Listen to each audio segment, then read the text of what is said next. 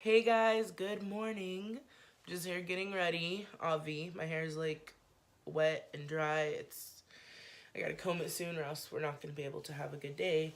Um, a few days ago, I posted that if you are having trouble advocating for yourself and you feel like you're being discriminated against for your body size, to message me.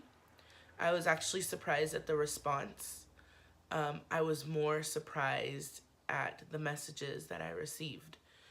The reason being is that not everybody wants to talk about it. When I took my break from Instagram, I was thinking, what am I doing for my fat community? You know, we have different types of communities. You're a part of so many communities, but what am I doing right now for my fat community, right? And for people in larger bodies. And I thought about advocating and how I do advocate when there's a situation. I advocate for myself. If I see somebody else, I advocate for them. If I see a group thing happening where people are being discriminated, I speak against it. I start something to bring awareness to it, right? Um, and we see a lot of, especially on Instagram, we see a lot of people have, fat advocate, fat advocacy, and I think it's great. I think it's a great thing that we have all these people who are willing to step up for other people and speak out for them. I feel that, this isn't something that anybody really teaches you. It's kind of something you have to learn, but it is teachable. And it just made me think what would happen.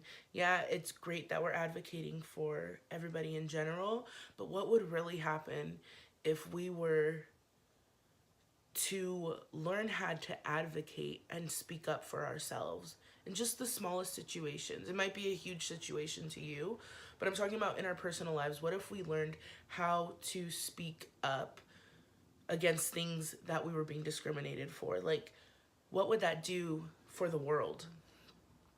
And so it got me thinking that I definitely want to help people, and not just help, but open up resources and see where I can lead you guys to learn how to use your voice. It's not an easy thing to talk about. um, some of you may be going through it right now. I know the feeling. It can be embarrassing to even bring it up. Sometimes we're discriminated by people we love the most, or we're discriminated by people that we trust and we expect to love us, and they're treating us like crap. And so we think that we can't say anything, because if we say anything, it embarrasses us because we're the ones putting up with it. But I just want to let you know that you're not alone, and that there are many of us who put up with it, who have put up with it, who did put up with it, and who might put up with it. So be careful who you judge. Love is a powerful thing, not just love, but attention. And there's something about somebody giving you what you need and you feeling like you owe them something. And in certain situations, you can feel like, wow, they give me so much support and they give me so much, they pay this for me, or they pick up my kids, or they're visiting my parents in the hospital while I'm away, and it's so great, but they treat you really bad, but they're giving you something you need, and you feel like you need them. There are other resources if you do need somebody where you don't have to deal with that. I'm not telling you to leave those type of people out of your life and to excommunicate anybody. What I'm saying is, it is possible for you to live a life where you can get what you're getting from them without dealing with the bullshit. When I was in, I want to say I was in probably first grade, I had this teacher who came into the classroom almost every morning. I mean, it felt like almost every morning. And they would come into the classroom and they would say hi to all, they would greet. I wouldn't want to say they were like hi, but they would greet all the younger little girls. I never got greeted. And I remember this. I remember this being younger. It's because I always felt some type of way about it. And I remember that this person would come in, greet everybody, and I'd be standing there. And you gotta imagine, first grade, like 6 years old at this point, I'm seeing this happening in front of me. I'm seeing myself being treated differently. And the worst part is, I can't communicate that it's wrong. I can't speak up because I don't know the words to use to say, you're treating me differently than you're treating everybody else. You're treating me poorly right now. I can't speak up and say this. One, I don't have the words to say it. And two, I don't have the confidence to speak up and say it. So as this is happening, I'm standing there and I just remember, and I'm not going to say that I was like, oh, whatever about it. I remember every time they came in, I was so eager for them just to greet me and to say hi to me. And I never got it. I never got it. And I remember one day I must have done something to that teacher. And I remember my parents were asking me, why are you so cold to that teacher? Like, you need to be better. You need to respect them and you need to listen to them. I remember the first thing that came out of my mouth at 6 years old was, but they don't respect me. And it's such a funny thing to hear a first grader say, but they don't respect me towards an adult. And at the time, not knowing how to articulate that and not knowing how to say what I was feeling, that's the only way I could describe it. I felt like I was being disrespected. Isn't that funny? It's not like the person came up to me and said, you're fat, your hair is a mess, you're ugly or whatever, you know? It's not like they came up to me and said things like that. They disrespected me by treating me differently than they were treating everybody else, and I felt it. And I felt it, and I didn't know how to articulate it. And my parents kind of, you know, at the time, like I said, I was in first grade. They were like, well, they're an adult, and da-da-da. That was like the end of the conversation, right? Of course. As I got older, I had the same teacher in another class. I got in trouble for something with another person. Now, this other person, I'm just going to be blunt right now. The other person started the situation, and the other person orchestrated the situation. I took my part in it, which is why when the teacher came, he was talking to us, I took my blame.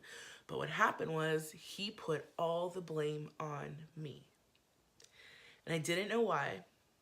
I wasn't able to speak up and say, well, that wasn't me. I didn't do that. I just stood there and I took it. And it might sound crazy to you guys, but I was 11 years old. And I was probably scared to say anything, or I probably just didn't know how to say anything. I just let them put all the blame on me. And I just stood there and I took it, and they called my parents, and I was in so much trouble. And I told my parents when I got home, and of course, like, they heard me out and they listened to me. I think my parents started to see that I was being treated differently at that point, because every point on there was some more situations, but I'm glad that they saw it there and then. You know, the other person came forward and said, well, this is what happened. And so they told their part of the story, which validated my experience. Through those situations, I learned two things. The first thing that I learned is, if I want things to change, I have to speak up. I can't just allow people to put me in a box. I can't just allow people to label me and expect that one day I'm going to rip that label off and everything's going to be okay. I can't expect that they're going to say something, somebody with authority will say something to me, and one day I'll, you know, be able to change it all. I've learned that I can't stay quiet in those situations. I've learned that I have to speak up. The second thing I learned is that I need to know how to articulate how I am feeling, how I am being discriminated, and how I am being wrongfully treated. I need to know when to say it and how to say it. And I have definitely taught myself those things. Those aren't the only times I was discriminated. There's been many other times, but I just wanted to share that with you guys because I think it is so important for everybody to know how to speak up for themselves. It's not easy. and it's not fun. But the benefits of speaking up for yourself are so great. One, you're protecting your reputation. Two, you're empowering yourself because you're not letting people treat you a certain way that you do not deserve.